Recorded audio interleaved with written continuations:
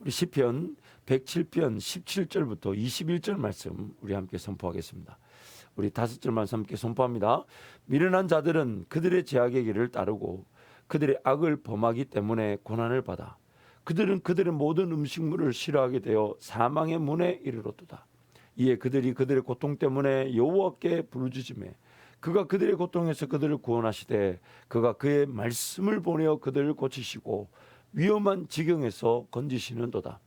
여호와 인자심과 인생에 행하신 기적으로 말미암아 그를 찬송할지로다. 아멘.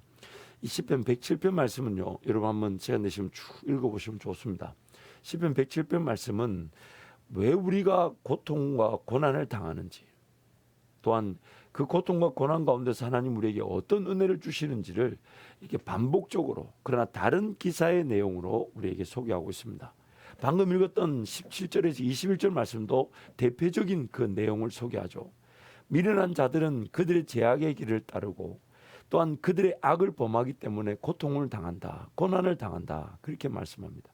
우리가 우리 죄로 말미암아, 우리 연약함으로 말미암아, 우리 미련함과 어리석음으로 말미암아, 우리 범죄함으로 말미암아 고통과 고난을 당하는데, 자기 미련함과 죄악으로 인해 고난을 당하는 그 고난이 얼마나 심한지, 이 우리가 소중하게 여겼던 그 음식물이라고 표현됐지만은 성경은 지금 뭘 비유하고 싶으냐면요, 사람은 떡으로만 사는 것이 아니라 하나님의 말씀으로 사는 존재임을 지금 하나님이 그 고통과 고난 가운데서 우리에게 강조하고 계신 것입니다. 우리가 지금 살아가는, 그래서 영의 말씀으로 사는데 우리도 모르는 사이에 영의 말씀을 듣지 않는 순간 우리의 초점이 어디가 있냐면 육의 필요, 먹고 마시고 입는 것들, 그 기본적인 본능, 또한 보는 것, 듣는 것, 육신의 정욕, 안모의 정욕, 이생의 자랑들, 그런 것들이 소중한 줄 알고 착각하며 살았었죠. 그러나 막상 하나님의 음성을 듣지 않고 또한 그런 것들이 소중한 줄, 육신의 필요가 소중한 줄 알고 살았던 우리 자신들이 고통과 고난을 당하게 되면 그 육신에 소중했던 모든 것들이 다 귀찮아집니다. 다 필요 없어요. 뭐 먹는 거, 마시 입는 거, 뭐 하는 거, 거는 거, 뭐 끼는 거, 다 필요 없어요. 하나님, 정말 이때 하나님만이 필요합니다. 하나님 은혜가 필요합니다. 하나님만이 우리를 도우실 수 있습니다. 하나님께 집중하게 되죠. 그래서 음식물을 싫어한다라는 그 표현을 그렇게 써두고 있는 것입니다. 그래서 하나님은 고통 때문에 부르짖는 우리에게 응답하시는데, 우리의 고통에서, 고난에서 구원하시는 방법이 말씀을 보내어 그들을 고치시고 말씀을 보내어 그들을 건지신다라고 얘기하는 것이죠. 즉 말씀으로 고치신다는 것은 말씀 그 자체의 능력이 있어서 치료와 회복, 우리의 육신의 질병들, 어떤 정서적인 문제들, 어떤 영적인 어떤 문제들, 이런 것들이 말씀을 통해 치료와 회복을 누리게 하시겠지만, 또한 말씀을 보내신다는 것은 잘못된 생각, 인간적인 믿음, 잘못된 정보, 잘못된 지식, 또한 그로 인한 잘못된 판단, 생각, 방법, 잘못되었던 그 모든 것들이 결국 우리에게 두려움, 염려, 근심, 걱정을 가져다 주고 있기 때문에 하나님 그런 것들을 철저하게 고치신다는 겁니다. 너 그거 잘못 생각하는 거야. 너가 염려하는 대로 그 일이 일어나지 않아. 네가 두려워하는 대로 그 일이 일어나지 않아. 네가 그렇게 걱정하는 만큼 그 일이 크지 않아. 하나님은 지금 그것을 고쳐주신다는 거예요. 우리가 지금 언젠가 제가 한번 나눈 적이 있는데, 그 김준홍 목사님이 그런 얘기를 한번 하셨어요. 어떤 통계 데이터를 얘기하시면서 우리가 걱정하고 근심하고 염려하고 두려워하는 것들의 97%는 실제로 일어나지 않는 일들인데 일어날 것을 착각한다는 거예요. 100에 97개는 실제로 일어나지 않고 그렇게 되지 않는데 염려하고 근심하고 걱정하고 두려워하다 보니까 우리 삶이 엉뚱한 데 시간이 쓰이고 물질이 쓰이신다는 겁니다. 지금 이 재앙과 재난으로 인해서 여러 가지 파생적인 어려움들이 지금 막 일어나고 있습니다.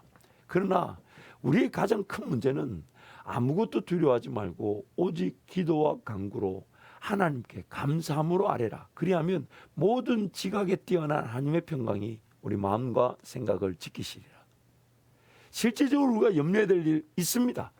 하나님 나라에 관련된 것들, 또 하나님이 그 일을 위하여 우리로 하여금 회개케 하시고 기도케 하시고 하나님의 평안을 누리게 하실 것인데, 거의 대다수 거의 대부분은 염려하지 않아도, 근심하지 않아도, 걱정하지 않아도, 두려워하지 않아도 되는데 두려워하고 있는 것이죠. 염려하는 것이죠. 그래서 하나님은 말씀을 보내셔서 그 부분을 고쳐가기를 원하시는 거예요. 그래서 하나님을 믿고 하나님의 능력을 의지하고 하나님 온전히 바라보면 그 말씀을 통해 그 거품처럼, 그러나 우리를 짓눌렸던 허상들, 허위, 거짓, 잘못된 판단, 생각, 모든 그런 것들이 사라지게 하시는, 고쳐주시는 겁니다. 이게 오늘 우리가 말씀을 통해 누리게 되는 제1차적인 은혜입니다. 제1차적인 은혜, 실질적인 은혜라고 볼 수 있어요. 또한 하나님은 말씀을 보내셔서 우리를 건지신다 하실 때 바로 건지시는 것이 보지 못한 것을 보게 하셔서 하나님의 방법과 지혜와 인도하심을 발견하고 그것을 붙들고 그것을 따라가고 그것을 순종하게 만들어 주시는데, 그것이 바로 말씀을 보내셔서 구원해 주신다는 것입니다. 결국 하나님의 말씀이면 충분하다는 것을 가르쳐 주시는 것이죠. 우리가 고통과 고난을 당하는 것이 우리 어리석음, 미련함, 우리의 죄악으로 인한 것인데, 그래서 울부짖었더니 하나님이 능력과 권세, 그 모든 총체적인 것을 무엇으로 지금 우리에게 보내시냐면 말씀을 보내신다는 거예요.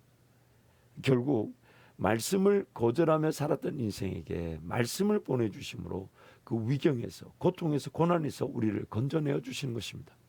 그러므로 지금 당한 사태에 하나님의 관심은 하나님의 말씀을 보내어 주시는 것입니다. 그 말씀이 우리를 새롭게 하며 그 말씀이 우리를 회복시켜 주시며 그 말씀이 바른 길로 인도하며 그 말씀이 우리로 하여금 꿈을 꾸고 비전을 가지게 하고 그 말씀이 감추어졌던 하나님 나라, 헌신과 충성과 희생의 길을 통해 더 놀라운 열매를 맺게 하실 그 나라를 보게 하며 하나님을 믿고 의지하게 하며 하나님의 인도하심을 깨닫게 만들어 주기 때문에 그 말씀을 우리에게 지금 보내어 주신다는 거죠. 그렇다면 오늘 우리의 관심은 뭐가 되어야 될까요? 하나님 나에게 말씀하여 주실 것을 기대하는 겁니다. 그래서 기도의 자리, 말씀의 자리 달려나가 하나님 말씀하시면 말씀으로 천지를 지으신 분, 말씀으로 우리를 구원하신 분, 말씀으로 우리를 인도하시는 분, 그 하나님을 만나게 되는 것입니다. 그래서 시편 119편 67절에서 그런 고백을 우리가 하게 되는 것입니다. 고난 당하기 전에는 내가 그릇 행하였다니 이제는 주의 말씀을 지키나이다. 고난 당하기 전에 내가 그릇 행하였더니 이제는 주의 말씀을 지키나이다. 사랑하는 성도 여러분, 오늘 이게 바로 하나님의 뜻입니다. 오늘 우리의 삶을 말씀으로 지으셨고 말씀으로 인도하시는데 그 말씀을 우리가 붙잡지 않다 보니까 이런 어려움을 당했어요. 그래서 하나님은 그 말씀을 보내서 엉뚱한 것을, 잘못된 생각들을, 엉뚱한 계획들, 잘못된 그런 인간적인 실력과 능력 의지했던 모든 것들을 말씀을 통해 고쳐나가시죠. 틀렸다, 아니다, 이거다, 이거다. 그렇게 걱정하지 않아도 돼. 그렇게 염려하지 않아도 돼. 그렇게 두려워하지 않아도 돼. 하나님이 살아계신다. 함께 하신다. 그러면서 말씀을 통해 우리의 그 심령들, 잘못된 판단과 생각들, 그 히브리서 4장 말씀처럼 모든 것들이 드러나게, 지으신 것이 하나님 앞에 낱낱이 드러나게, 찔러 쪼개가지고 드러나게 고쳐주시는 거예요. 틀린 생각, 잘못된 정보, 잘못된 염려, 근심, 걱정, 두려움 수술대 위에 내 심령은 그리고 나서 또한 말씀을 보내주셔서 우리가 붙잡아야 될 것, 따라가야 될 것, 순종해야 될 것, 인내해야 될 것, 하나님 온전히 바라보게 될 때 하나님께서 모든 것을 말씀으로 인도해 주시는 것입니다.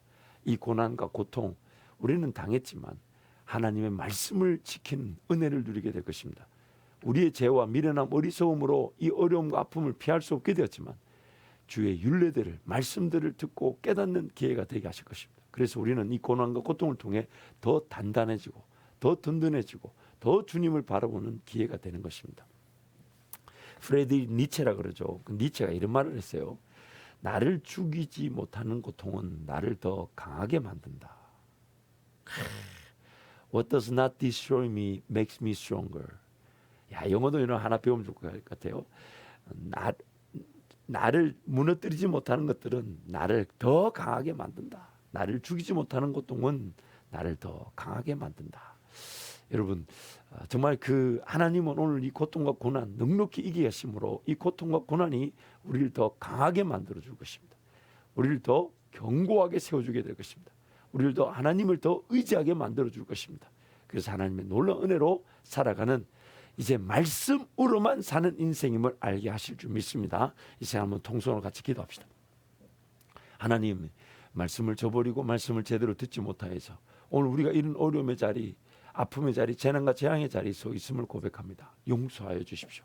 하나님 말씀을 듣고 지켜 행하면 복과 생명의 길로만 간다 했는데 하나님 말씀을 듣고 듣지 못했고 지키지 못하여서 따르지 못하여서 또 저주와 화를 피할 수 없는 우리의 연약함 긍휼히 여겨 주시고 오늘부터라도 주의 말씀을 듣고 지키며 주의 말씀만을 따라가는 인생이 되게 달라고 주님 찾고 함께 기도합니다. 주여